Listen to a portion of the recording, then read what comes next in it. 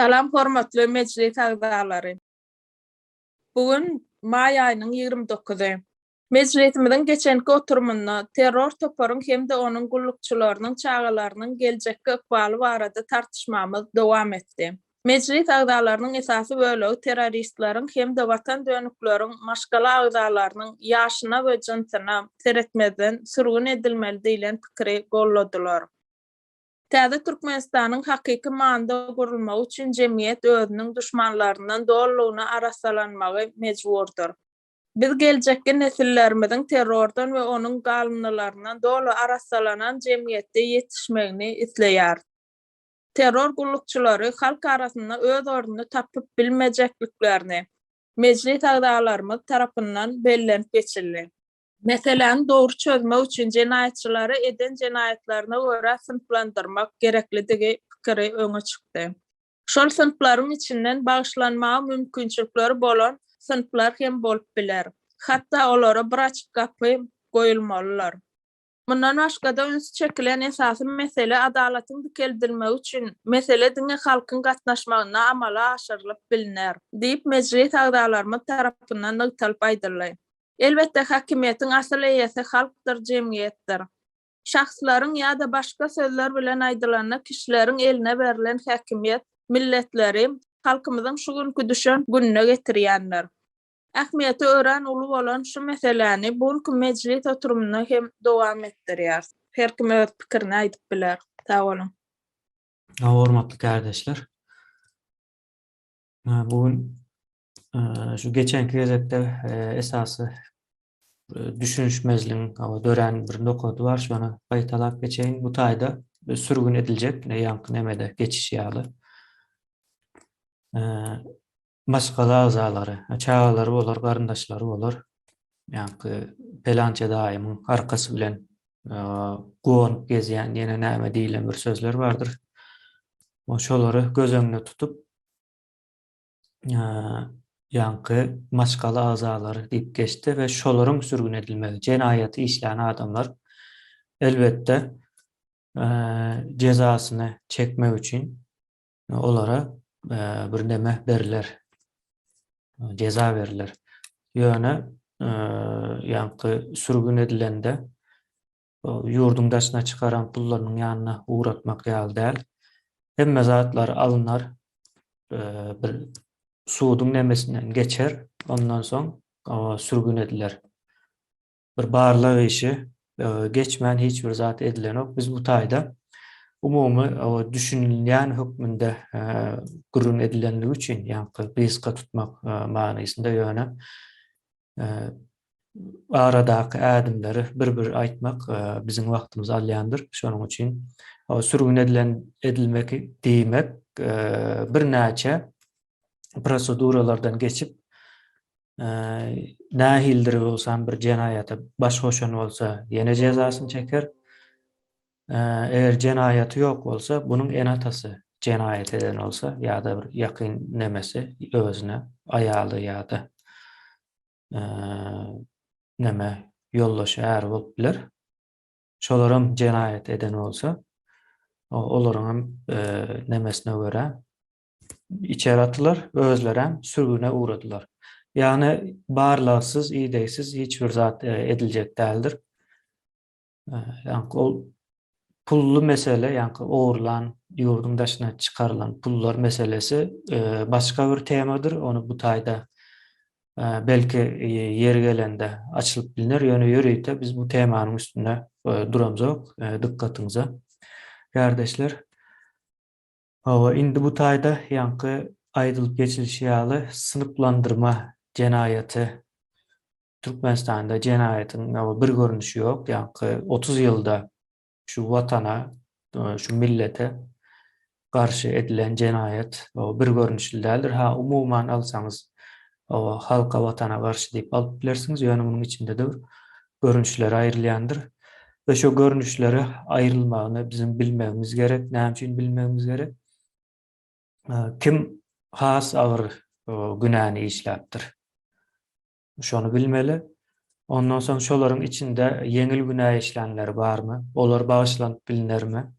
Diýilen soraglary Jogap gözlenmeli. Şo bağışlanıp bilinjeklerin çağları sürgüne gitmez. Misal üçin ýa-da Türkmenistanda ine aýdylmaz zatlaryň ýene biri toprak paýlanşygy boljak-da. Türkmenistanda şu Ors nemesi gelenden bäri topraklary elinden alınan Türkmenlerin bir toprak nemesini görmedi, eýeçiliğini, öz ýerini. Şonuň üçin biz şu topraklary izine gaýtaryp bermeli. Ýa täze Türkmenistanyň maksady şo bolmaly diýip gürrün edilýär. Diýmek başlanyp bilinjek kategoriýadakylar belki şu topraklary amal biler. Ýa-ni buna sürgün iň agyr ceza hökmünde gözeňine getirsek, onuň aşagynda da toprak vermezlik bardyr ýa-da bir näçe artykmaç haklar tanaljakdyr. Şu haklardan uzak tutmakdyr ýa-da günäsi has ýeňil bolsa, diýmek onuň çağasy arkaý nemeden gidipler we watan döwnügi demesini almaly däldir adyny. Ýani umuman bağışlanyp bilinmek diýmek watan döwnügi adyny almazlygan bolup berine şu meseleler tartışılmaly.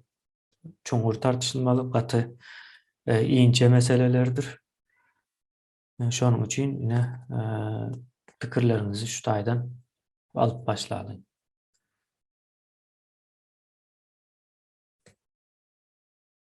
Ýa sınıplandırma hakynda mysal üçin haýsy sınıp iň agyr jenaýaty işlendir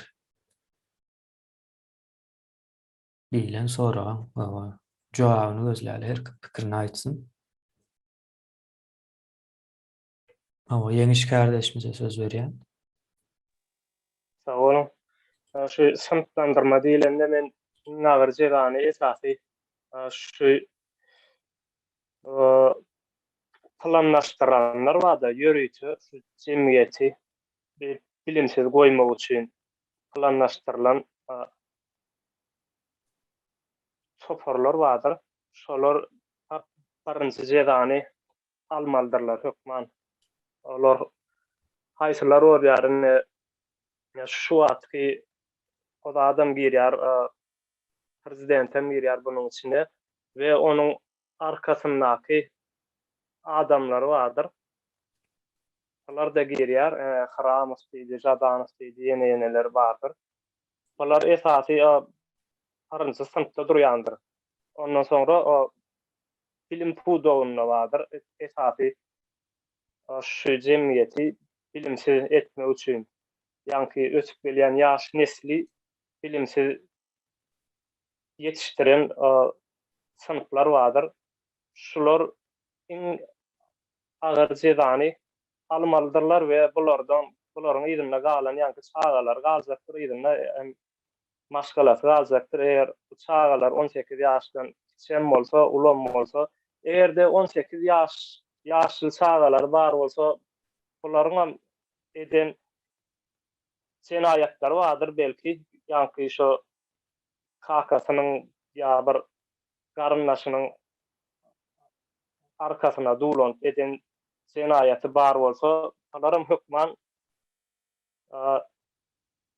cezasyny çekmelidir hökman suratda. Ondan aşagdaky ýa-ni çağalar bar bolsa, 18 ýaşa yetmedik çağalar bar bolsa, onlara da biz ýaşlygyna seretmeden hökman sürgün etmelidir. Ýa-ni şol barynçy kategoriýadakylary. Aýdajym daýyn. Sağ olun. Sapar kardeşimize söz berýän. Tawar kemine ýa döwlet gurulşyna döwletiň howpçylygy ýa onu bilimi ýa-da başga ötüşi barada neme diýen gurulşlar bardyr. Şoň üçin döwlet diýilýändir buňa. Döwletiň öz nemesinde has ýokary jogapkärçilikli nemeler bardyr. Onu ne düň gepleşigimizde Birazcık adak geçtikten men şonu gaýtalayyn. İň ýok Türkmenistanyň iň ýok korku orguny nämedigini türkmen bilýärmiken. Türkmenistanyň iň ýok korku orguny bir orgun bardyr. Konstitusiýasy ýazylandyr. Şoň adyna halk matlagaty diýilýändir. Şo kanundan iň üstünnäki iň ýok korku orgunydyr. Şol adamlar günäti bağışlanmaga bilmedim. Mene karşı şolun günätiniň bağışlanmagyna sebäbi ady üstünne Türkmenistanyň iň ýokarky guramasy, iň jogapkär guramasy. İkinji näme meclis gelýändir. Halkyň wekili diýilen at badyr. Halkyň wekili bolsa, şu halkyň problemalaryny, nemelerini orta koyan, halkın adından o demediyen adamlar şolor. Yani şolon bu neti in ulu kategoriyalara girýändir. Onun ikinci neme şolordan soň o süt prokuratura organları gelýändir. Şol adamlar süýdüň nämediğini, adalatyň nämediğini bilýän adamlar bolmaly.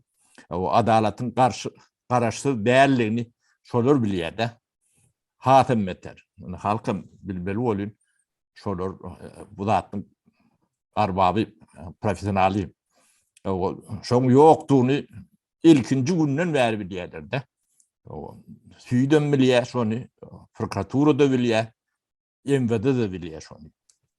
Şo adalatyň bolup bilmejegini, şol adamlaryň günäti başlanmalylar. Şu birinji kategoriýaga girýän nemeden adyny neme diýende men. Soň döwletiň howpsuzlygy bar. Onun içinde kategoriya, yani wezifetine göre, yani jogap berýän bölümine göre bölünip bilinler, yani döwletiň howpsuzlygy diýme. 1 minut boşma cevap berýän. Sawol. Şu zatlar hem beje döwletiň howpsuzlygy. Şo iň uly kategoriýalar şolardyr. O hökümet diýilen neme, yani şolaň içinde iň kiçikdir. Yani hökümet ýumşagrun ýalak neme bolýar-da, şolar karar çykarmasa, o demet mesela hökümet işläwem bilenlerdir. Ben size düşünükli oraya şonu adak geçtim de döwletiň öz guruluşyny jogapkärçilikli lemeleri rank vardır. Yani şu agdanlamyň hemmeje birinji neme girýändir. Onu ýene de iň agyr nemelerinden bilim nemesi. O başlanyç klasdan ýokary bilimle çenli. Ona ýörüýt edilen bu bilim därlerinin bilimsizlik ministerligimi ya da kuramasymy şoňa öwrüldü de. Bilimli adam yetiştirme, bilimli adam yetiştirme. Ya sağ olun.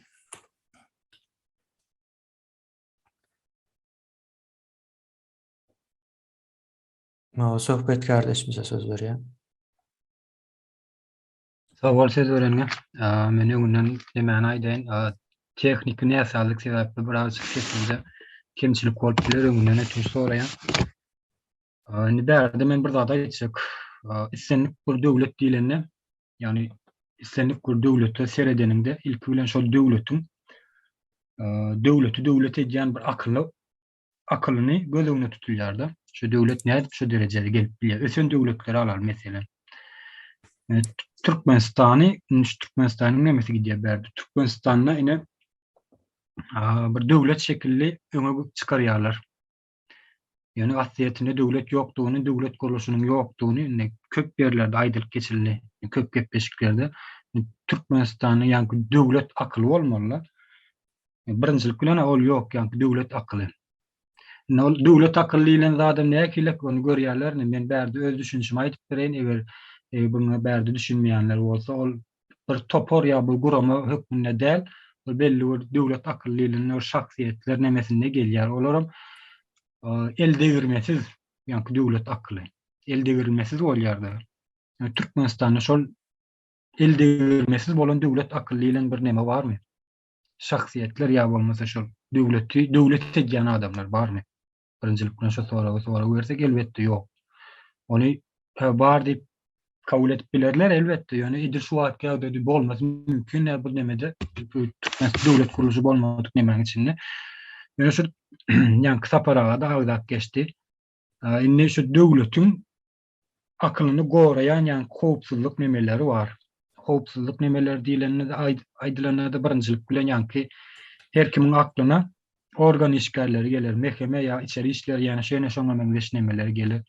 Okey, sen şol döwletiň akylyny goraýan şu wagt şu howpsuzlyk guramalary elbetde ýok. Indi şu howpsuzlyk guramadan has öňde durýan esasy toparlar bar, ýa-ni esas howpsuzlygyň döwletiň daşardan gelýän howpsuzlygyny goraýan esasy birinji ýerde durýan nemesi bar. Harby gullugy. Harby gulluk Türkmenistanda barmy şu wagt?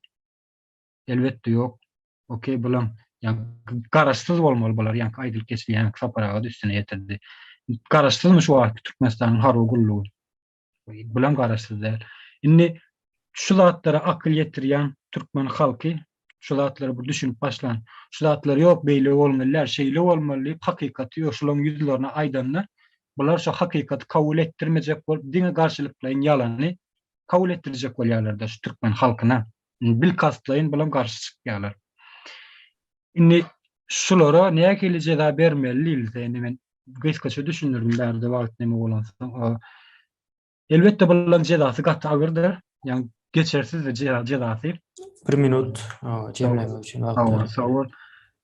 Ýa-ki bulan ýollarına degişli jezalar berip bolunar, ýani illüstrasiýa esasyny ýöne bulan çağırlar bolsun, dogan garnaşlar bolsun tapal diyor. Tohum ýaşap beläler şu neberesini Türkmenistanda.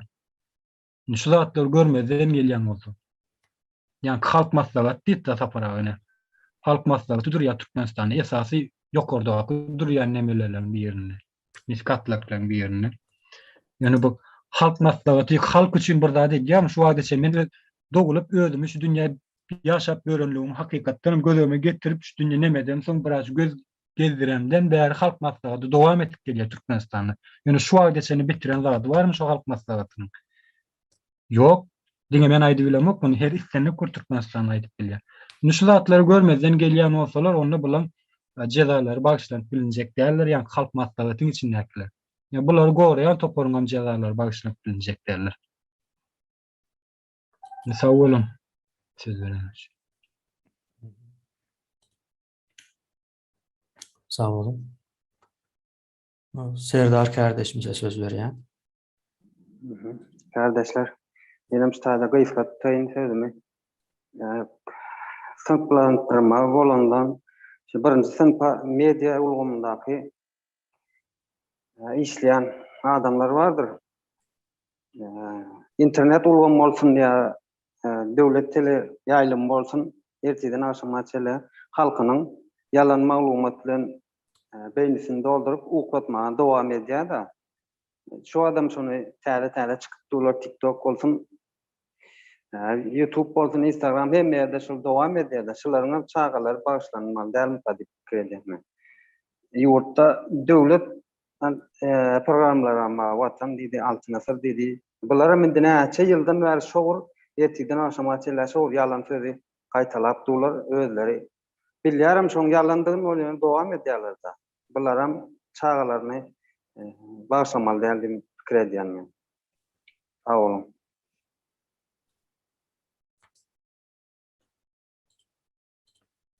Sağ olun. Barahat kardeşimize söz berýän. Sağ olun, hormatly kardeşler. Sözleriňize minnetler, hayırlı akşamlar. Men ýa Sapar kardeşimiziň, Serdar kardeşimiziň aýdyndalyny kellep bolýan ýa-da medeniýet sünnet işgallerini, aýdymçylary goşokdum şu bagşlanyp bilmejekleri. Hem ýaşly maslahatyny içerideki ilişkilerine Sapar'ın özünü hitap geçti de şunu dinleyip düşünüp şoňa dogry diýip hasap etjek bolumda. Ikilep bolýan ikisini diýenlerini tanıplandyrmasynam geçenki oturuşlarımızda sürgün edilmeli diýilip tüzümde bar ýany diýdim. Şonda başlanıp bilinjek, başlanıp bilinmejeklerini edem. Başlanıp bilinjeklerim başlanıp bilinmejekleriniň çağalaryny türünü unutmana meni bollaýan. Ulu jenaatçyny mahlada taşanlary, ikilep ağzyndan aşan ikilep gollaýanlary, halka hiç peda etmedik adamlaryň çağalaryna özlerine ceza çektirmeli, çağalaryna sürgün etmeli pikiri men pikirimi tekleyim orta etden. Nice sürgün etmelilerle pikirimi değiştirýän. Sözümü jemleýän hormatly kardeşler şutada. Sağ olun. Sağ olun. Gurban kardeşimize söz veriyor. Salam kardeşler. Akşamın hayırlı. Sesim eşitleyen kimini? Nava. Türkmenistan'ı devlet kuruluşu yok sebepli. Kanunun işlemeyenlik sebepli. Terörist toporu kollayan vatan dönüklerini sınıflandırmalı olsa birinci kategoride ceza almalı olsalar gelmişek Ramovlar. Prezident Gurbanguly Berdimuhamedow'un tokumy. Yine de açsam polis işgalleri ve bilim kudoklarda işleyen dekanlar, muallimler ve propaganda yaratan başlar mağlukeranına kıygırıp görün. Yine de koşmaçı meclise katnaşıp görün pampurslu yaşlılar, deputatlar var. Ne bular birinci kategoriya geliyor. Hem de vatan satan programada ve mağlukeranın önünde gurulayan diktatörleri birinci kategoriya deyip meni ılan ediyen bulan çağalarını daşarı yolda öden dine Afrika sürgün etmelilik. Şunu teklif ediyen. Sağ olun vatandaşlar. Sağ olun. Söhbet kardeşimize söz veriyor. Sağ olun. Yani sözümü getireyim mi? Türkmenistan'la hem şeyle bir zat vardı aynen. Türkmenistan konstitusyasına ve kanununa konstitusyası kendi geçen nokta esas kanun söz geçer. Üç göçmeler ve koşmaçalar girdinek diyen bir nemeler bolýardy arasında gepleşikler terörist hükümet tarafından. Şu kanunu kimin esasında yani kimin buyruk vermek esasında ütküdülýär. Bu halk şonu ütketmene razyçylyk bildirýärmi? Razyçylyk berýärmi? Meselem ya halktan şular täze kanun almak ya täze karar almak ya şu kanunlary täze ütköşmeler girdilmek üçin halktan öňünden soraýarmy? Hem edilýän oýunlar Türkmenistandaky edilýän oýunlar halk üçin edilýän ýaly görkezilýär. Ýöne halky garşy alınıp barýar şu wagtda çenli. Onsoň oň üstesine de başga ýa-ni esas aýdylýan sözler hem ortak goşýarlar ýa-ni döwlet adam üçindir. Ya Türkmenistan demokratik we hukuk dünýä döwlet. Ýene şoňa meňzeş müňlerçe sözler aýt. Şu sözler bilen Allah gedýärler-de Türkmen jemgyýetini ýalana urup durýarlar. Bu zatlaryň bolman şular ýalyk edilýänligini hükmany ýagdaýda biläýmeli şey ýa-ni men döwletiň işgäri diýen adamlar hemmesi hükmany ýagdaýda biläýmeli. Şular ýalyk edilýär. Sebäbi men düşünýän bolsam olarym düşünäýmeli bu zada. Ýöne näme üçin görmezden gelýärler şu zatlary? Görmezden gelýän bolsalar onda senin şu yerde şu wezipesi işleýänligiň sebäpli sen şolary goraýan sen bolanlygyň üçin şu terörist hökümeti güýçlendirýän.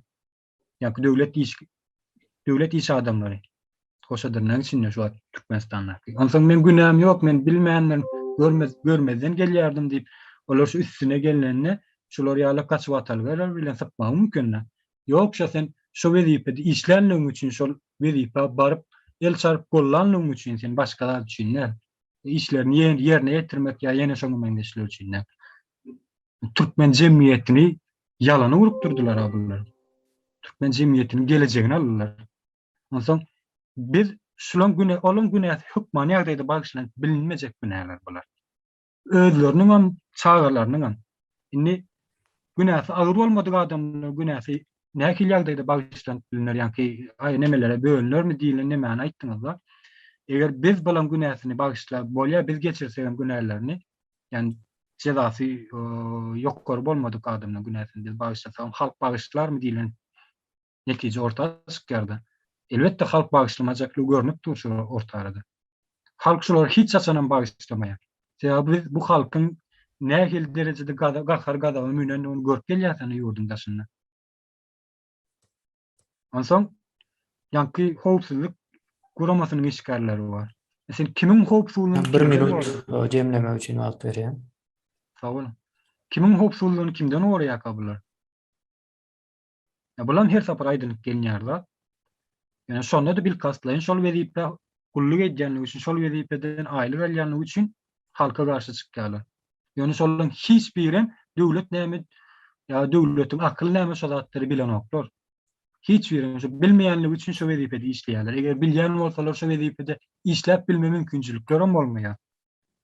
Ol berde ýa-ki namuslyk nemesini aýdamok berde, ağır namuslyk neme sözüni ortaga getirmek, prosto şolady düşüne, ýönekeje şolatdary düşünse, şo ýerde işläp bilme mümkinçiligi bolmaýar. Yani düşünmeýänlikleri üçin işleýärler we şonuň esasynda da halka garşy çykýarlar. Bulan hukman ýagdaýda agyr günä edenleriň jezasy çekdirmeli we çağalarynyň ýene bir gedek ýurtdaşyna sürgün edilmeli diýilen teklimi ortaga atýan. Sag bolun sözleriňiz. Sağ olun. Uwanç kardeşimize söz berýän. Sağ olun kardeşler. Bu yasama döwlet guruluşy barada dolu düşünükle aýdyp geçildi de hakykatdan hem şu birinji kategoriýa girýänler bardy. Indi olaň içinde iň esasy halk maslahaty. Ýöne halk maslahatynyň bir ütgeşik tarapy beýleki ýalyky döwlet işinde işläp ýören adamlar däl. Oň içinde kalhowsy ýaşuly ýene şolaram alyp gidýärler-de, neken gitjekmi şunýalyk. Ýöne bir gezek gidip ikinji gezek aý ýok, mena on ýalak gerek ömür gitjek gelýänlerim bar-da. Soň gelenden soň şo taýdaky pampersli oturuşykda ýene de näme el gallyp, näme el gallyrmaýandan bilen okda. Ýöne hüwüs edip ýylla gidip görenlerim bar. O da bir aýratyn nemede, ýa-ki sınıflanma girip biler diýip pikir edýänler. Şo halk maslahatynyň göz içi. Ýa-ki kardeşleriň berdi, ýa-ki harby gulluk diýip agdak geçdi, harby gullugam agdak geçdi. Harby gullugyň hiç wagt ýa-ki halk jemgyýetçiligine garşan ýeri ýok. Ýekeje bir gysga wagtlaryň garşdyrdylar, ýa-ki ýol gözegçilik gullugyny gaýet goýdular. Başka wagt hiç wagt garşan ýeri ýokdur. Ýa-ki syýasy nemeden uzak tutulýan guruluşda harby gulluk. Oň üçin bu nemede gerekli pikir edýän ýa-ki dogry hasap edemok. Ýa-ki harby gulluklaryny syýasatyň içine sokmak dogry bir zat däl. Hemde ýa-ki esasy indi çağalar barada gurrun ýa-ki maslahat gidýär-de. Şo birinji kategoriýa düşýänleriň hemmesiniň çağalaryny ýurtdaşyna uzak ýurtlara sürgün edilmeň tarapdary. Sag bolun şular aýtjak. Sağ olun. Tuğçe kardeşimize söz berýän. Sağ ol Kemine. Şurada menin hazır ayıp geçeceğim. Yanı Sapar ağam, başka da kardeşlerimiz bellep geçti. En yukarkı nemen cezanı devlet de neme yanlış neme edip kanun çıkaranlara vermeli. Näme üçin de prezidentden hem en yukarıda oturan halk maslahatı ve de yaşlılar maslahatı var. Şulara bermeli en ağır cezanı. Soňam halkın ölümüne sebep bolanlar kim sud işgärleri nahak töhmet bilen pul almak üçün näçen bir vatandaşy, näçen bir halky türmeye atanlar para pul üçün. Soňam doktorlar şu para pul almak üçün näçen bir vatandaşy ýalňyş diagnoz berip ölüme sebep bolanlar. Muňa mysal bolup mesele Süleyman Ciyimiz. Soňra yurt içinden ýene 2-3 sany vatandaşymyz videolar geldi, hasta bolanlar. Şulara garamen, halkyna garamen para pul üçün näçen bir adamyň ölümüne sebep boldy bu doktorlar. Soňra onları okadan para pul üçün okadan mugalymlary. Şulara en ağır cezany bermeli diye düşünýär. Sağ olun. Sağ olun. Bilbil kardeşimize söz berýär. Sağ ol Kemine. Men aýtjak bolýan zadym ne Türkmenistana döwlet dolanýarlyşy ýoklugyny şunu gün üçin ene suud edilip gelýän biziň kanallarymyza goýulýan yarawsa çağalar ya maýyplar agyr ýagdaýdaky adamlara hökümet ya özüni döwlet dip atlanýan jenaýatkär topar, terrorist topar. Şolar iň wagtda strahowka da bermeýär adamyň janyna nähileden adamyň janyna da garantiýa ýok Türkmenistana. Başga ýerlerde derhal çözülýän strahowka çözülýän meseleler hem çözülenok. Ýöne şu kararlary alýan, buyruklar çykarýan adamlar we ýa-ni halk maslahatynyň ssenariýasyny ýazýan. Halk maslahatyna gatnaşan aňy eden ýaşlylar, köne düşünjeli köpsi. Olara gürlemelerligini aýdylýar, ýa beýleki studentler ýa başga-da şu halk maslahatyna gatnaşan ähli pudoklardaky adamlara hiç şaýtyna gürlemek hukuky berilenok. Şoň üçin ony biz halk maslahat dip kabul edemiz. Ýöne şu halk maslahatynyň ssenariýasyny ýazýanlara iň ceza berilmeli. Ýöne şu halk maslahatyna oturup da şol bir söz alyp özünden aýdyp bilmän, ýekece teklip aýdyp bilmän alynan kararlara el çarpanlara täze Türkmenistana hökmany suratda adil suudun kararı bilen şoň çäresini nähil görünmeligi barada ýene bir gezek gepleşik etmelimi kak diýen hemem olaň çağalary ine ssenariýasyny ýazanlar eýem ol terrorist gruppa birinji sınpa girýär dip düşünýän şu halk Türkmenistanyň iň goly ýöredişini mesele halk maslahaty bolsa şoň ssenariýasyny ýazanlar terroristler. Yani ona şu teröristlerin maşgalası bilen sürgün edilmeli dip düşünýän.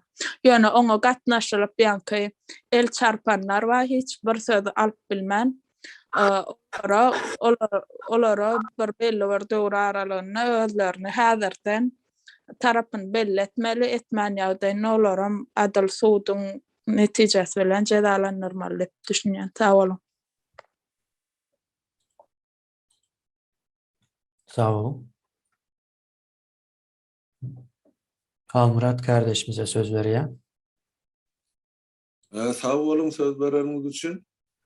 Hormatly kardeşler, eger bir häzir şu taýda şu edilen jenaýatlary ýa jenaýatkarlary sınıflara ýagny kategoriýalary böljük bolsak da eden agyr jenaýatlar üçin onu birinji dereceli jenaýatkar ýa iň ýokary jezany almaly jenaýatkarlar 1992-nji ýyldan başlamaly. Her bir zadyň öz başlamyjy bardy. Bizim halkymyzyň tragediýasy 92-nji ýyldan başlandy. Haçan SSR ýykylyp Türkmenistan öz garaşlygyny eglan edenden soňra ene ýol berilen siyasi hemde kanuny ýa-da bir kanun ýalňyşlyklaryň netijesini ýörüte gurnulan ýa-ni çykyşlaryň netijesini ene halkymyzyň, döwletimiziň, ýurdumyzyň ümdügi başga tarapa ötdi diýenden. araşılan netice tarıp derle, o tersine orta asır durmuşuna tarıp gönüktürülü. Türkmenistan'ın ötüşü yatırılıp, iyi de gaytmak prosesi başlandı. Demek yani şu tayda Gunça kardeşimiz, Tuğça kardeşimiz atı doğru bellek geçti de parlamentten başlama. Kanun sorar çıkardı. 1992 yılda Türkmenistan'ın garaştırılığını ıglan eden deputatlar şol yılın özünde de Niyazova bir topar kanunun çağrının belirinin yankı hukukları, hakları verdiler. Türkmenistan'ın yankı aydalı demokratik respublikan durumu yatırılıp yine ya Orta Asır yankı bir diktatör devleti kurulmaya başladı. Demek ilkinci cevapkar adamlar şol yıl 90. yılda yanvarda saylanan 175 deputatın şol sarını menem şolorun içinde biz cevap vermer halkımın. Kim näme edipdir, kim näme diýipdir? Ol mesela ýokary sebeden taryhyna ýazylgydyr. Her bir çykyş adam. Kimler şu Niyazi ýa-da Açyrçowy şulan pikirini gorlap ýa-ni gaýdaly Viktor Hramov'un ýazan ýazgylaryny kanuny geçiren adam. Ine şeýdip ýuwaş-ýuwaşdan bular döwleti öz eline geçirdiler. Şu tayda minister bolurlar, parlament işler ilkinci soň minister bolurlar, soňra ol 94-nji mi 95-nji ýylda döredilen halk maslahaty. Olum ýa-ni şu Türkmenistanyň parlamentiniň döreden önümi halk maslahaty özünden dörene şolar ses berip özlerine ene şol ýemani hiç bir kanuny görülmedik, ozal ýa görkezilmedik emeli yine şolar ýaly kanuny guramandy öğretdiler, halk maslahaty diýip. Türkmenistan'ın konstitusiýasyny 24-nji ýylda bular ýa-da guramandy. Bir minut jemleme üçin wagt berýän. Sağ olun. Ne demek biz häzir şu ýemani ýerlap başlasak jenayaty ählisini şu terror toparyň döredilen güni ýyly 1992. Şu taýdan alyp gaýtmaly bor. Ýani şu işleri alyp barjak ýani sülçülermi? O aýdylmy ikiň işlerlermi we beýle guramalarmy prokuratura sud hemmesi şu 92-nji ýyllarky ine parlamentin 175 agzasynyň her biriniň edenişi soňra da ikinji şu ýurdy ýykma kömek eden Türkmenistanyň ýazyjylar saýyly. Ine şu taýda da 300 tane agza bardy. Şolaryň her biriniň personal jogapkarçylygy bar. Kim halka kömek etmek için şu taýda zahmet çekipdir, kim halkyň garşysyna işläpdir. Hemmesi de şu ýerde aýanmaly. Biz göz başyndan başlamaly. Ýygyňdan näçe şol kun döreden şol adamlar şol döwürden gelýär. Şol jenayatyň göz başy. Şonu aýdaýyn taýyn. Sağ olun.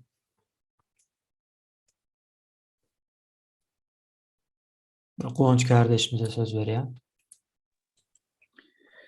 Kardeşler yine yankı faydalarımın üstünü yetirecek bolýanlar, yankı polisiýalar diýbem geçti de durşunu polisiýalary şon ýaly çağlaryndan sürgün etmeliligini ýaly sözler geçti de o men o pikirdeş däl, hatta garşy yankı polisiýanyň içinde de vardır.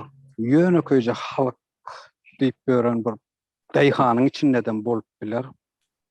Yani ovalarda, dağıtlarda dönükler, gizlin işler ediyenler, yani havar getiriyen ya yine şon ýaly.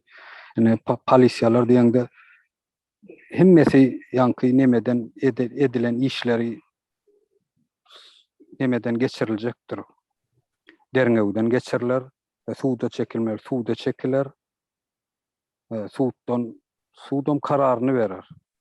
Yani edeni bağım hemmesine şeyle diýip pikir etdiňne hemme yankı guramalarda da şolar ýaly bolmaly diýip men şoň tarapdarda şonu aýtjak bolum. Sağ olun. Bir da açyk kapy nemesi bar da, yankı açyk kapy hukman goýmaly, yankı mecbur diýeýinmi zorluk gülenýän ýaly etdirilýän o zatlar barda. Öz janyna ýa nemesine aňarsyna türme görnýär, şunu etseň aýdýan bolmasa da şonu etmeden maňarsynda türme görünýän nemeler bar da. Dürlü nemeler bolup biler-de. Şoň üçin aýdýanna ýanky sud nemesinden derňegden geçer. Şoňa görä-de ýanky sınıf kategoriýa, sınıflandyrma nemesine paýlanar da. Şonu aýtjak bolum, sag bolun.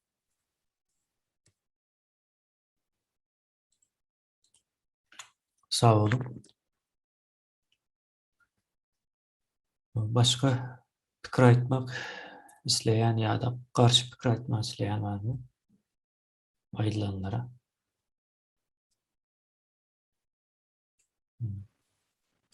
Muhammed kardeşimize söz berýän. Sağ olun. Şurada yankı yeni bir yerde var da hani bir esası ulu kurumalar var. Halk maslahatı diye meclis ya bilim ulugamy bular eden işlerinin möçberi Katuli Berendiyan'ın möçberi yani Kangra'da adam ayıp geçti. Şu düğü 90'ncı yıllardan tutuldu. Yani bunun dışında yeni bir kategoriya var da men şonu da üst çekmek isleýän şol diktaturanyň ýa-da terrorun ayakta durması üçin esasy şolaň ayaklary bolýar, şo ýerine ýetirjiler.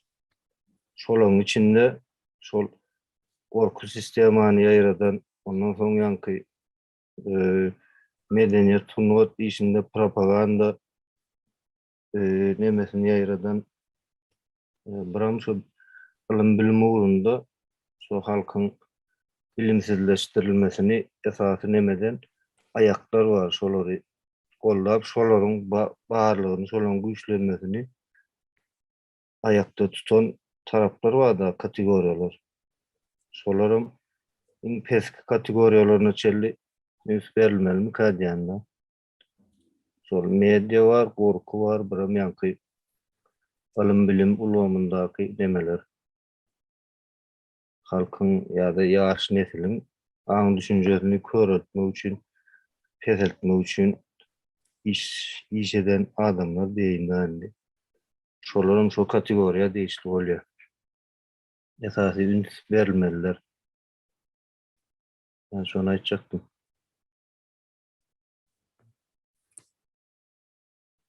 Sağ olun. Başka pikir veya karşı pikir aýtmak isleýän barmy? Eğer yok bolsa men şu taýda şu gurrun edilenleri emedik bilerim. Sapar kardeşimize söz vereyim. Ben bir meseleni yine unik nemelere meselen adyny goýjak bolýanna o garşy bolmasaňyz ne şu gurrun edilýän kemçilikler o şoňam netijesi nebet bagçylyk netijesi büyük tedavi yankı hökümün yankı bir yeri cemlenmesi sentralizasiya diýilýär. O şunun karşısına biz bir çözüm tapmalı. Şu çözüm benim fikrimçe yankı desentralizasiya diýilýär. Häkimiyeti esas nemesini o merkezden bolmaly, elbette olun ýöne yerli hökümetlere dargatmaly diýilen pikri orta tasmelyada. Bolmasa bu zatlar yine de gaýtalanar. O höküm güýç yerlere dargamaly. Yerli hökümetlere geçmeli. Indiki demelerde şu arada da bir gurrun etsek bitmeme diýen ýyldaşlar. Sağ olun.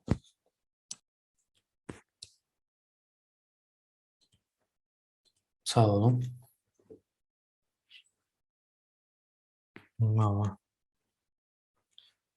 Sapara gaýtalanmazlygyna hawa gözüňize tutmaly diýip aýtdy. Ýanky bolmaly ýa-da. Men bu taýda başka söz almak isleýän bar bolsa söz bereyim. eğer yok olsa sizin aydan pikirlerinizi birleştirip şu taýda soň ýene bir azyrak dowam edip bilersiz.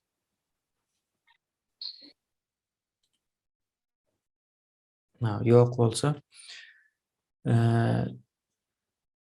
şu taýda umuman men bir zat gördüm giden gürrümde ve gaty dogry bir zat. Yasama döwlet diýip geçti. Kardeşlerimizin bir guwanç kardeşimiz aýtdy ýaly o. Yasama döwlet, ine şu yasama döwleti o nädip emele geldi? Bar problemi ine şu taýda yasama döwletdigi zulumam şu taýdan gelýär.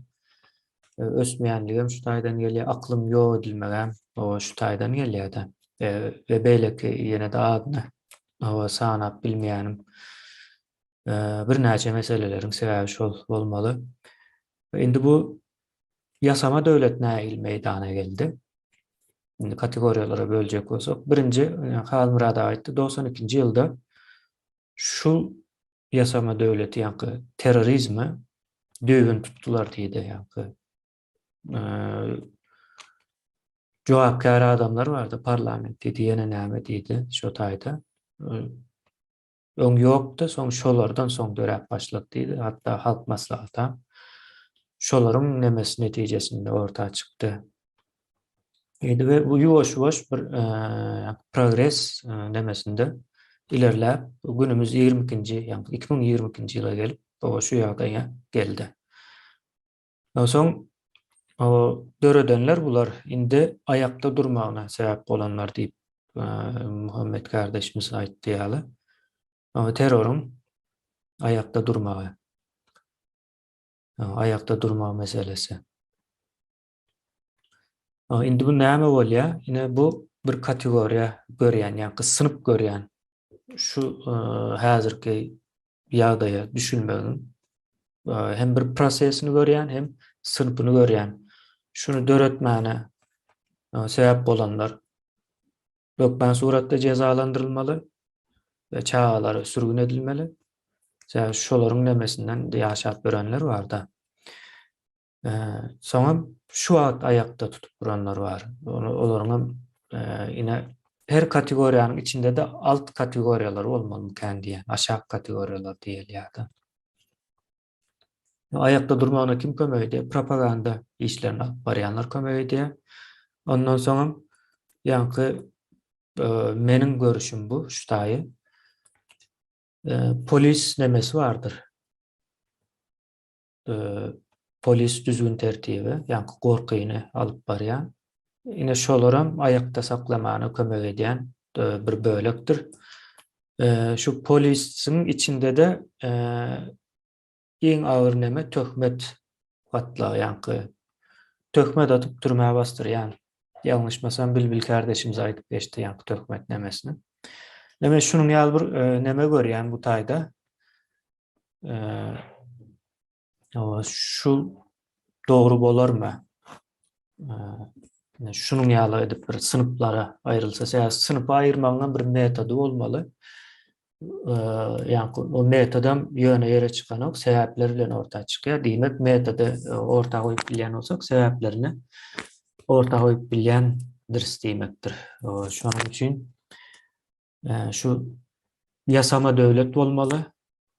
Ýa-da munyň adyny has takyplaşdyrwan bolar. Ýani şu wagt elimizdäki bolan ýankly düşünmegimiz üçin. Demek şu yasama döwlet. Yasama döwleti kimler döretdi? Yasama döwleti kimler ayakta tutýar? Diýilen neme var? Ýani iki kategoriýa aýryldy da şu ýa-ni iki sınıfa aýryldy. Döredenler we şu wagt ayakta tutup duranlar. Döwlet diýende de ol ýa-ni molimler, doktorlar o girmez. Benim düşünüşüm boyunca. Olar şol yasama döwletiň bir önümi de netijesi de ortağa çıkaran diýip bir neme düşünje emele geldi mende. Bu arada näme pikir edýäňiz? Bu ýanky sizin aýdan zatlaryňyzdan çykan düşünje ve sizin aýdan zatlaryňyzy bir ara getirmekçi oldum. Bu arada pikiriňizi alyp bileriz.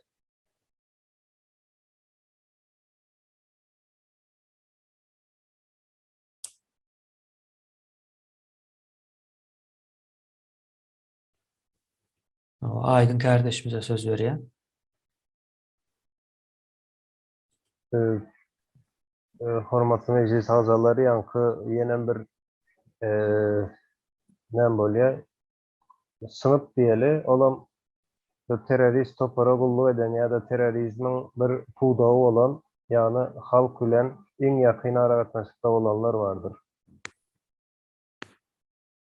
Ine olar hem ayrı sınıflandyrmaly bolýar, sebebi näme üçin? Olaň içinde muallimam bolup bilýär, polisiýada bolup bilýär, doktoram bolup bilýär ýa-da hiç wezipe eýlemeýän adamlar hem bolup bilýär. Men o sınıfy häzir görüp bilýän Türkmenistanyň içinde şol sınıf bar. O sınıfy näme üçin ayrı almaly diýäs? Sebebi halkyň olardan hasaplaşma nämesi bar, duýgusy bar.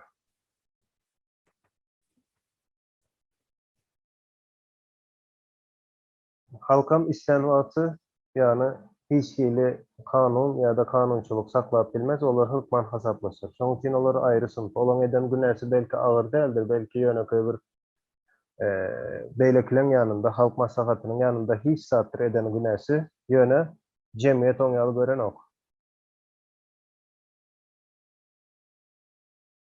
Şoň üçin olar üçin hem ayrı bir kategoriýa bolmaly we keskitlemesi şoň ýaly, men adyny näme diýip at goýarsamy bilemok, ýene keskitlemesi şoň ýaly.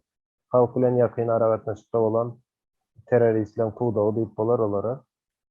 Olaň içinde wezipesiz adamlar hem bar, hiç hili ýerde işlemen, ýöne tanış üstüyle, ýani nepotizm netijesinde zulüm etýänler bar.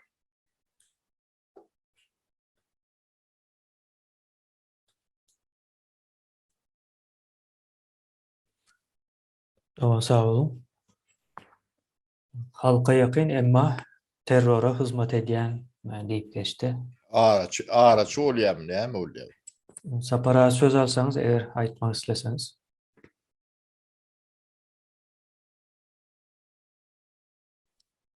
Nova söz berýän. Düşünçümçe araçy bolýarlar. Şeýledem Aydın. Men saparagyň wagtyny karzyna alayım. Yankı güne işlendir, aydalı yine muallim diyeli. Nämetke yine maglumatlar gelýär, yankı gyzlary ulanýarlar diýeýin men. Şoň üçin muallimler kömek edýär. Ýa-da şo polisiýaň tanysy kömek edýär. Yine goňşusy bardyr, tanaýany bardyr, araçylyk edýär. Yine şol gyzyň hem maşgalasy bar. Maşgalasy diýenim şo daş töweregi bar, garyndaşlary bar.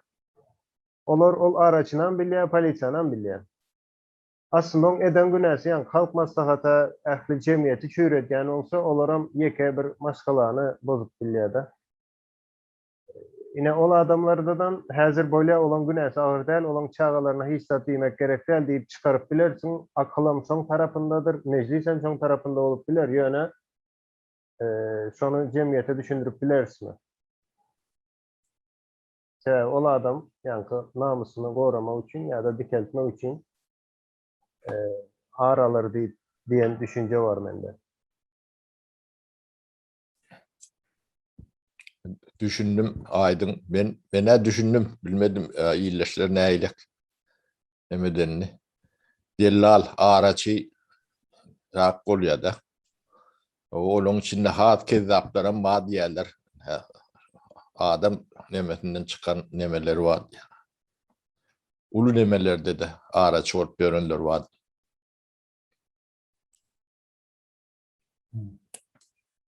Sözünüzü tamamladınız mı? Tamamladık, tamam. Sağ olun. Yeňiç kardeşimize söz berýän. Sağ olun. Hormatly kardeşler, men şu toparlaly yerlilere ve yerli dällere aýrasym gelýärdi. Haýsy toporlarda ýa-ni yerliler bar, haýsynda yerli däller bar. Indi şu ýerde birinji topor dikleşdimde ýa-ni planlaşdyranlar, şular yerli dällerdir, gelmişeklerdir we olaryň içinde şu gelmişekler bilen bile bir şähertdeş yerliler emmadyr. Ýagny öz watandaşlarymyz. Bu birinji topora değişdi. İkinci topor buyruk berenler vardır.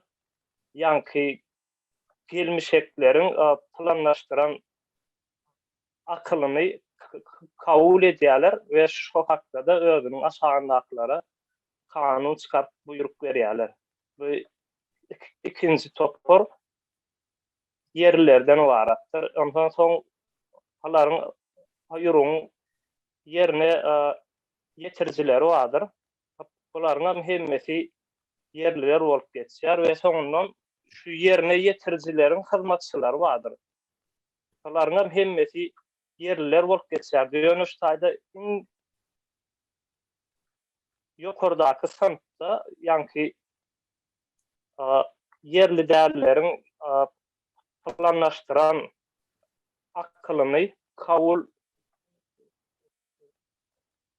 nemedenler bolýardy? Kabul edenler bolýar. Ýa-ni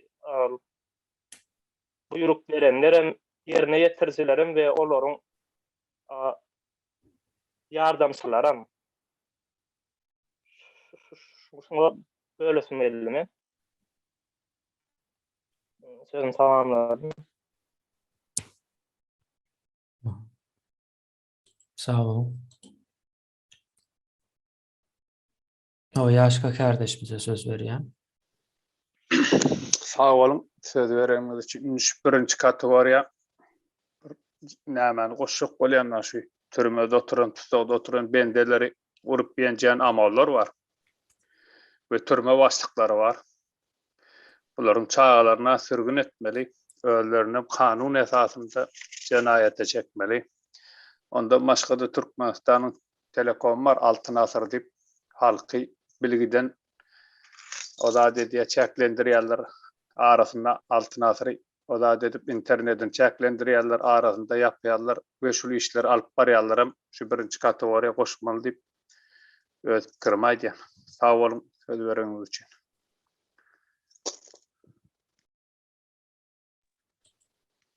Sağ olun. Başka pikir aýtmak isleýän barmy? Garşy pikir ýa-da.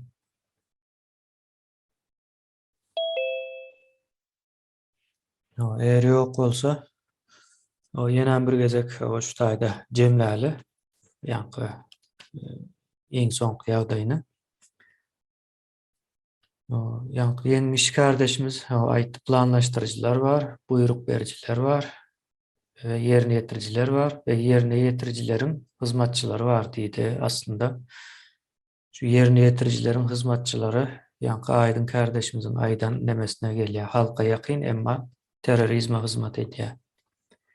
Diýilen bölege gawat gelýär.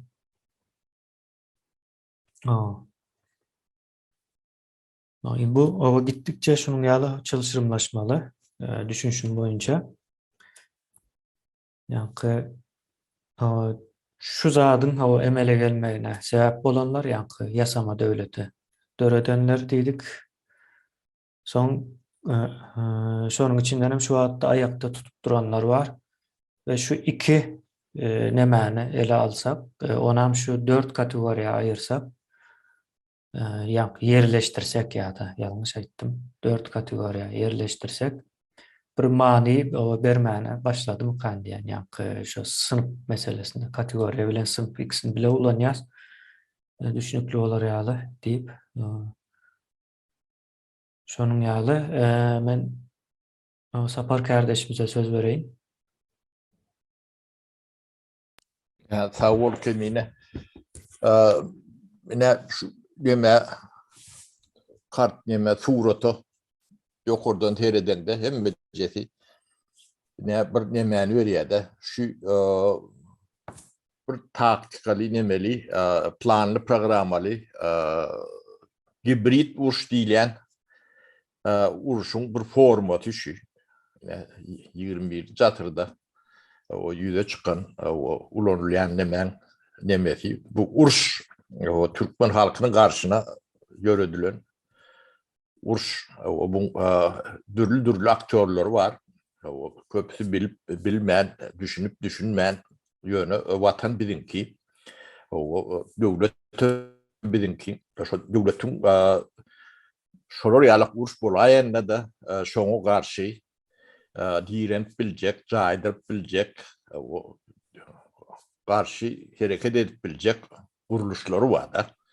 Yine şu kuruluşların adına ağdak geçtik. Yine halk matlakatı, Howpsuzluk Şurası, Howpsuzluk Ministerliği, o Süd, Gatık, yine de bir topar parlament kuruluşları var da. Hükümet var. Şu da atlara yani düşman her türlü kol bilye de yaraglam gelip bilye o şular yarak hilelem gelip bilye şoňa karşı durmalı kuruluşlar var. Şoňa devlet kuruluşu diýil ya. O yani şu uruş benim fikrimçe hibrid uruşun bir nemesi bir formatı şu. Ben şonu aýdanydim yani Hibrid uruş bolan da näme bol ya? Hibrid karşık o yemesi üstü yapık, üstü örtülü. O ne halk matlakatı diýilen edara näme görüdüllü. Yani netice vermeyeceğim görünüp onun önü şoň kiýadatyny nemedip bir ideýetini berýär. Maksat bar. Maksat sen gadyň nebtin ýeratdy baýlygyny nemedip seni udokdan yani pult bilen upravlat etmek. O şoňa karşı yani Türkmen halkı cemiyeti durup bilmekde. Gelen unem şey. O nämeden bolanyny bilen oklar. O bu yani bu näme birimizden ödülýär. Yani bu ne büyüklü şeyle. O hibrid vuruşu alıp baryan elbette. Ulu oyuncular yani şu oyunculara hizmet eden topor gatlak var. 1 minut jemleme üçin alyp berýär. Bollum ben ne şu yemeğini bir esasy pikirimi aýdaýdydım. Sağ olun. Sağ olun. Süleyman kardeşimize söz vereyim.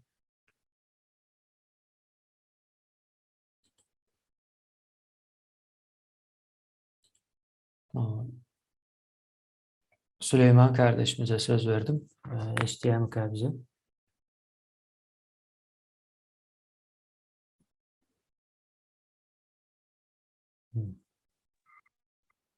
O yani yerler hem gelmişekler diýen durum boldy. Şonda ýurdun içinde naýonly bir goşunam bardy ýa-da. Şo goşullaryň benim pikirimçe ýekejesine ýerine diýir goýbermeli diýip. Olara suwda merekler, merekler, sürüne merekler. Şonu diýjek boldum. Tamam ýa-da araçy diýeniň dogry aýdanyny şolara da berçäri bermeli. Bir näçe tanýandym, amma bilýändim, amma özüm görüp görýär. Şolara aýtjak boldum. Sağ olun.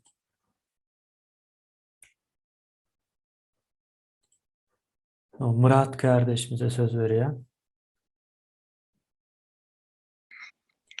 Sağ olun söz bereňizde.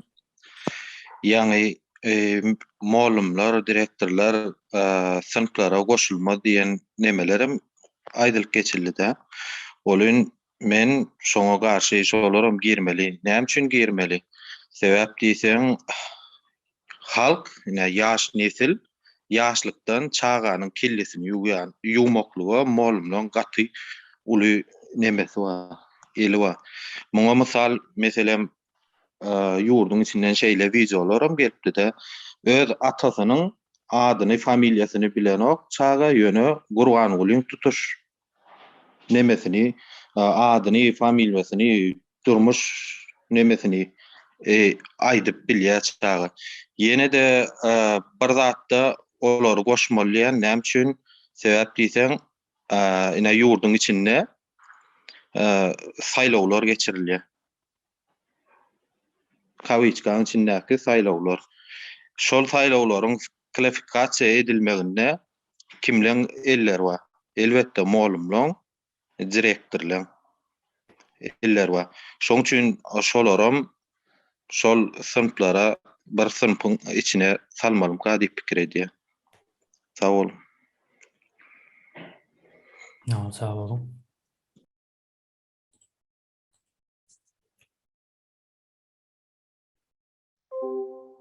Söhbet kardeşimize söz verýär. Sag bol söz berenine. Şu ýerde sapara bu nämäni orta atdy. Ýa-ki bir bilgilendirme. Mene bir dogry aýtsam şu nemesine doğru düşünemokdum. Ýöne şu wagt üstüni ýetirdi bolýan bir açyk nime edip başladym. Ýa üstüni özüme ýetirjek bolýan ýa-ki gibritni uruş diýdi. Terede oturýan daşyndan o hakykatdan şu gibrit uruş emek ýa-da ýene biz hakykatlary aýdýas bolýan. Bular hem şu hakykaty özlerinden uzaklaştırıp üstünü yapıp ýa-ki nimere adamlar bilen propagandaçylar bilen üstünü yapıp ayakta galmaklaryny isleýärler-de. Ýöne bular hökman ýagdaýda gitmeli. Gitjeklerim görünüp dur. Soňlarynyň özleriniň soňlarynyň ýokduklaryny bilip durlar. Ýöne şonda da halka garşy ýani hakykaty düşünen halky hakykatdan uzaklaşdyrmany synaşdyrýarlar-da. Soň indi buna başgaça nime de barny? Kän nimeler misallar bolup burada berdi menädir. Hemmesini aýdyp biljek gelýär. Şu wagt şol terörist hökümete garşy çykyp hamana halkyň öňüne çykyp görenler bardy. Terörist hökümete garşy çykyp arkadan terörist hökümete işleyen toparlarym bar da ýa bolmasa şahsiýetler bar. Yani propaganda işlerini alıp barýan şahsiýetler bar. Balam hem propaganda hem halkyň arasyny bölmek we halka üçünçi tarapdan hem halka gorky salmak. Nimesini alıp barýar, işlerini alıp barýarlar. Şimdi biz Türkmenistany guranymyzdan soň, ýoturdymyzdan soň sistemany bilime eýe çykkan ýaş nesiller, yani ilerleyen günlerde şunu ýa sınıflandyrmaly ile nämäni orta atdy. İlerleyen günlerde de hökman ýagdaýda ýani şu Türkmenistan oturdymyzdan soň ýa sınıflandyrma gibi ýerlerde ýa-ki propagandaçylar hökümetiň nemesini terörist toparyň arkasynda emek görenler. Halk bu sınıflandyrmany kabul edip bilermi? Yani biz şu wagt şeýle netije geldikde. Men pikirimçe kabul edip bilmeýär ýa-ki aýdyň kardeşimiz aýdyp geçdi ýa ağır namys derejesi elmedama birinji ýerde gelýändir. Halk biz dinlemeýär. Yani bu wagtki terörist hökümet ýa halkdan biz kanun yani bir ruhsat kanun karar alıp bilme mümkinçiligimiz bolmaýar. Ya buna nähil göz bilen garaýaňyz siz? Yani halk şula biz neme diýänimiz gollarlarmy? Kabul edip alarlarmy? Yani öz arasında neme döretmezmi bu? Bolýa bize bilen günäsini geçýär diýsek, halkyň ýok men geçemok, bilýän sebäp geçmejeklerini bilip durna men halkyň. Tek şunuňky düzgüne düşen halkyň nemesini. Günü geçtikçe beterleşecek bu Türkmenistan. Şu wagt ýagdaý. Beterleşecek. Bir minut jemleme üçin wagt berýär. Bunun beterleşecek bolýanlaryny özlerin bilýärler, ýöne şonda da bunyň arkasyny ýapjak bolýarlar-da. Gözüňize getirip görüň siz halkyň günü geçtikçe beterleşen soň halk bularda nemelerini kabul edip bilme mümkinçiligi bolmaýar. Bize ýetirmän duran ýerine ýoklarlar. Çağalaryna ýetirmeýär bize. Kanun, konstitusiýa o zatlara da bakmaýarlar. Şunu aýdaýyn edim, sag bolun sözleriniz üçin. Sağ olun. Gonç kardeşimize söz verýär. Yani sınıflandırma meselesinde kardeşler ilk bilene yani täze Türkmenistan dolu gara deyip halka onu yani medyadan, televizyonlardan dürlü formada açık aydın edip onu halka düşündürür. Düşünmeyenem bolar elbette. Bu vaat kıyalaky bolmaz. Men pikirimçe. Düşünün kän olur.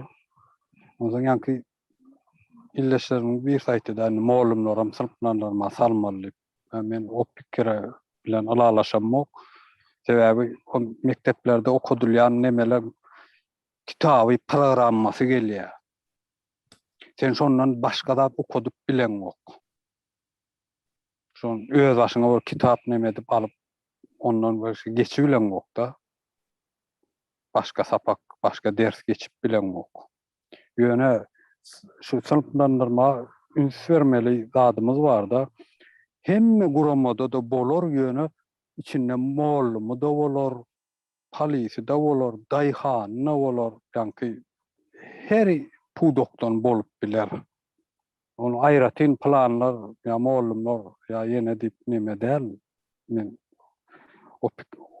o pikire karşı yöne mollumların içinden yankı illeşlerin kardeşlerinin bellek geçişi alı son yalakı gıyızları, idahatları yankı anardan buyruk gelenle ekitten ana olur zatlar girip biler.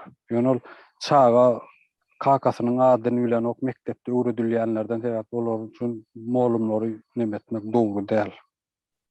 Men şulara aýtjakdym, sag bolun. Sağ olun.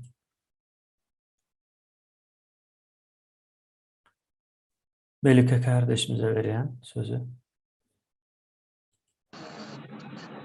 Sağ olun söz vereniz için. Men şoat molumlary birinji ýanky sınıflaştırma diýende jogap beresim gelýärdi. Molumlara hawa olara belli bir programa berilendir, kitap okutuş temany dip. Ýöne molumyň ol borjuna giren we bir ýerden çagatyry azgynçylyga iteklemek.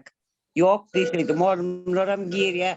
Bize molumlaryň her hili ýagdaýda etdiler işlerini eşitdiýär aňyrda 10-14 ýaşyndaky çagalary äkidi publişin jere kanalarda publişin domlarda ýerleşdirýärler. Bizim gyýlanmaz şolar gelecekde nesillendirmeli, gelecek täze Türkmenistan şolaryň üstü bilen urmaly, şolardan öňjek nesiller bilen. O molumlar hökmany suratda şol birinji kategoriýalara girmeli. Molum olarmaz. Çagalary azdyryp Beçevadan geline erkek oğlançıklar tutturkoyup 13-14 ýaşyndaky gyzlar doğum ýapyp görünleri var aňyrda. Bizim geleceğimizi bütünle gömdüler olar. Yok, bit bilmeýärlermi? Olaryň özleriniň çagalary var. Şo molumlary, emine şol edenleri içinde elbette emeslerler. Ýöne şolaryň çagalaryny sürgün etmeli, özleri hökman cezasyny çekmeli. Tamam, yankı birinci kategoriyaların arasında hemme nemeler ağzılık geçirdi girecekler. Onun konsul işgallerim girmedi diye açacak olan şulara edeyim. Sağ olun.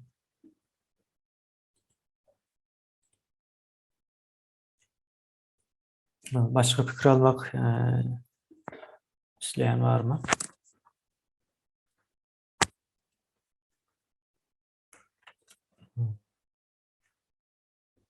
Eğer yok olsa men pikirimçe belli bir neme döredi şu taýda. Yani biz bunu bir-birden neme almaly däl.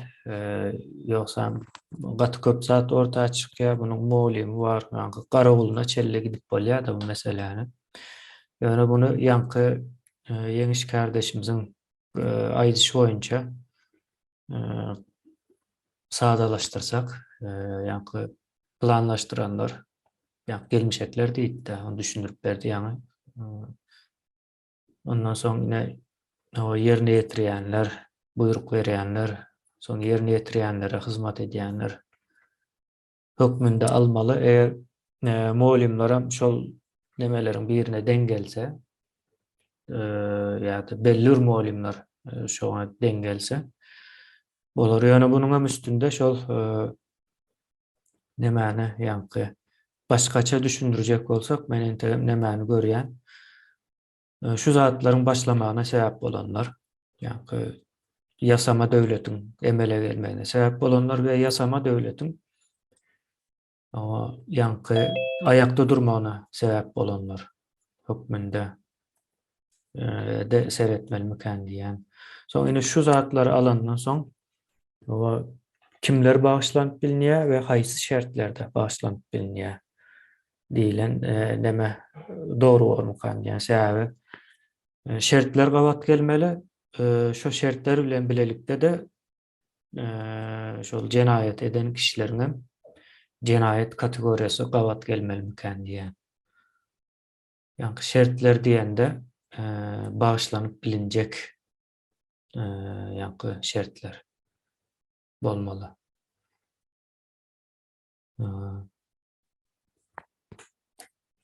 Şoň ýaly. Başga söz almak isleýän bar bolsa, söz berip bilerim, ýoksam o şu taýda jemläli we dowam etmek niýet maksady bilen. Umit kardeşimize söz berýän. Sağ olun sözleriniz için. Şu benim hem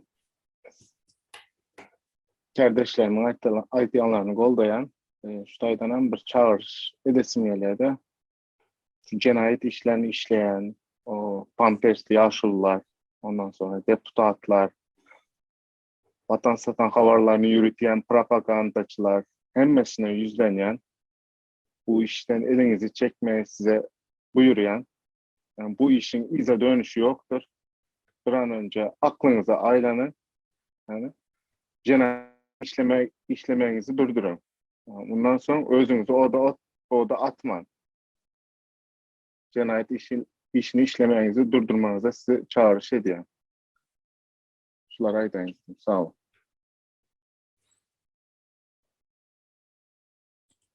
Sağ olun.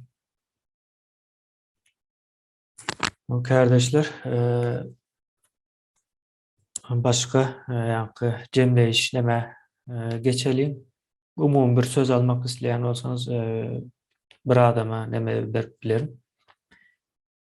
Wagt almadan, ýa-ni wagtsyz, çäksiz söz alyp biler. Aydın kardeşimize hava söz berýän, ýa-ni wagtsyz, ýa-ni çäksiz. Sağ ol Kemine. Men indi jemlejek bolayım. Yankı teröristlerin çağalarına nähili ceza vermeli diýilen sorag ýaly şu wagt görünýär. Mecliste bolýan gurrunlar ýöne ceza vermek däl, men pikirimçe. Onları nädip gorap bolar diýen soragyň üstünde işlenmeli bolarmy diýen. Görüşimiz ýaly näme görýäs?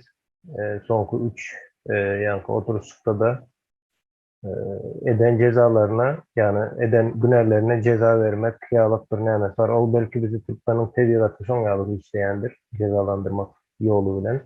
Ýöne gurucu meclis onu edip bilmeýär. Oň ýalyk bir kompetensiýasy ýok gurucu meclisiň. Çağa ceza verer ýaly kompetensiýasy ýokdur. Şoň üçin olary goramak niýeti bilen käbir programmalary geliştirip bilersiz diýip pikir edýän. Men ol men düşünjem ýöne mecliste näme karar çykar onu bilemok, ceza bilseň ceza bolar. Indi çağalar meselesinde birinci soralar çykýar ýanky. Ceza diýen ýerinde soraw çykýandy. Çağaň näme günäsi var diýen soraw çykýar. Elbette sereden owasyň hiç bir günäsi ýok.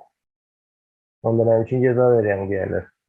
Ondan soň ikinci näme geçeyin, yani cezalandırmak deyip bir karar alınan ýagdaýynda da şonu näme sebepden we nähili ýagdaýda geçiriljek diye dolu, açık ve hiç iki uçsuz, iki düşüncesiz sözlemler bilen hem meclisin azalarına hem halk köpçülüğüne düşündürülmeli deyip pikir edýän. Yani başka hile edilen ýagdaýynda soraw almaly däl, yankı ceza vermek meselesinde ya da goramak meselesinde de edil şoň ýaly. Näme üçin ceza berýär, näme üçin goraýar ya da kimden goraýar. Ondan soň yankı nämeler vardır. muallimler meselesinde, muallimlerin eden işleri meselesinde o yerde 2 sanat sonra oluyor ya, eğer muallim pedagog demek değil mi? Pedagog oluyor. Pedagogun etmeli işi ve cevapkerçiliği vardır. Diplomunu eline alan gününden başlar. Yani cevapkerçiliği eğitim vermek. Yani eğitim vermeli. Eğer sen eğitim verip bilmeyen olsan sen diploma alıp bilmeli değil. Yani Türkmenistan'da yine sistemin yokluğu sebeple diploma alıyorlar. Türkmenistan'da 99% muallimler belki 100% bilen oklar. Çünkü pedagog ne pedagoloji ne bilen oklar. Son için hem son yıllık işleyerler. Okuça öğreten temalarını özleren bilen ok. Temanın ne neticesine asla bilip bilen ok. Muallim diyen.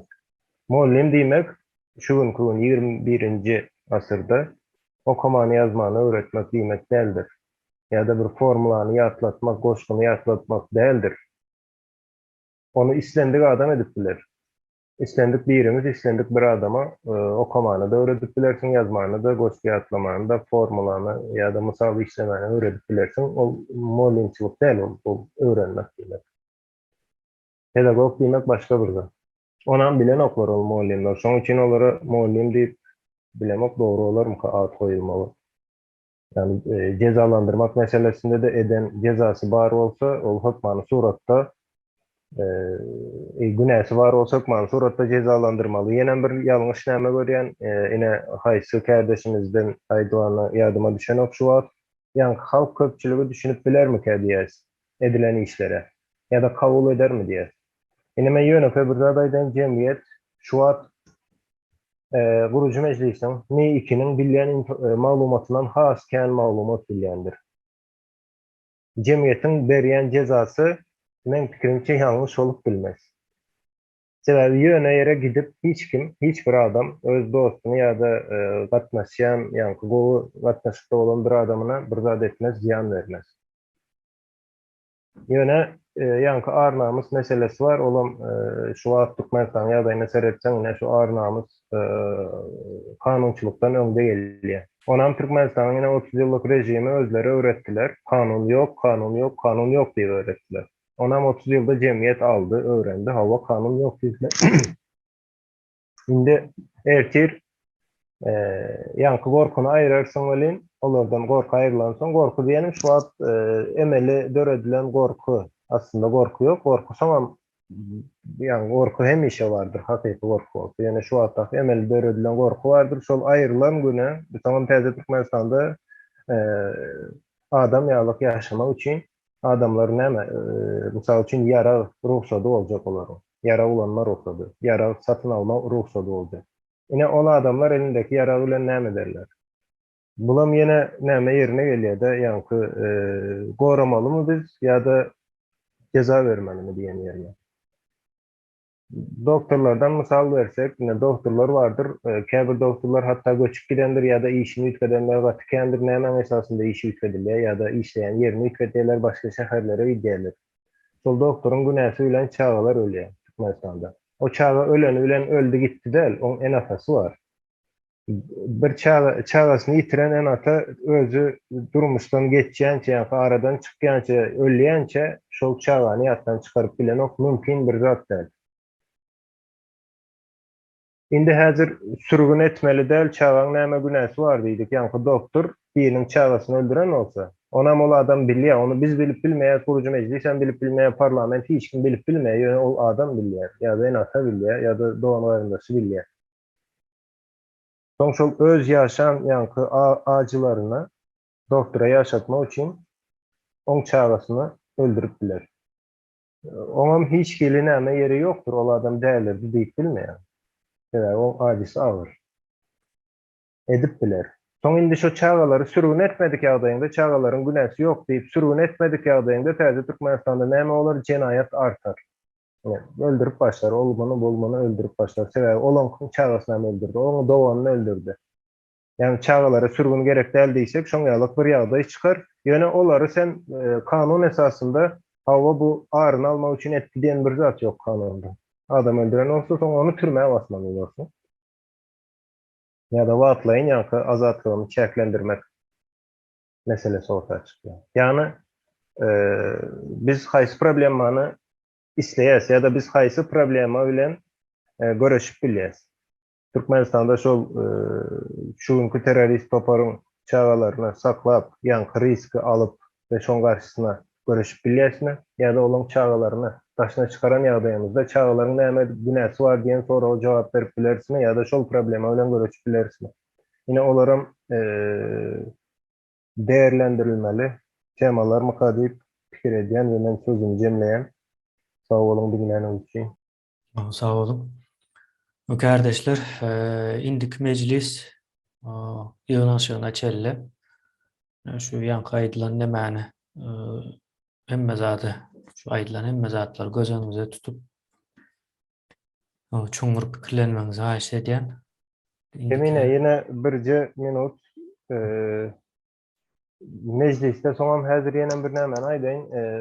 Meseleni gaty näme meseleni aldykda agyr mesele ýani kän uğurlary bardyr, taraplary bardyr, giňiş bir meýdandyr ýani. Analiz hem şoň ýaly kyn boljak, şoň üçin nerdeligiňe käwap azaşyp bilýär. Şoň üçin bilemok belki öňümüzdäki meclis ýene şol karary alsak özümüz üçin kategoriýalara bölünür. Hökman suratda soňam bir spesifik ayrı bölek gidilse bu işte. Häzirki ýagdaýda gidilişinde düşünmek kyn bolýar, düşündirmek hem kyn bolýar. Yani onam yine pikirleri aýdylan wagty görülýär-de we biz bu garyşyk bir sistemaň içinde ertir bir gün karar almaly bolar. Yine o garyşyk sistemaň içinde karar alsan kararyň näçe derece dogry ýalňyşlygyny kesgitlemek kyn bolar. Ýuwaş ýanky surat görünüp başlar. Şu wagt ýanky ortada taýsy tarapyňa seretseň bir jenaýat, ýanky jenaýatam bir ýöne bir jenaýat däl. Bir döwlete, bir watana, bir milletiň garşysyna edilen jenaýatlar. Onuň üçin bu taýdan dogry çykmak gerekli. Dogry gönüpmek gerekli. Kardeşler, indiki yanaşmamıza çelle görüşýänçek. Gatnaşanyňyz üçin sağ olun.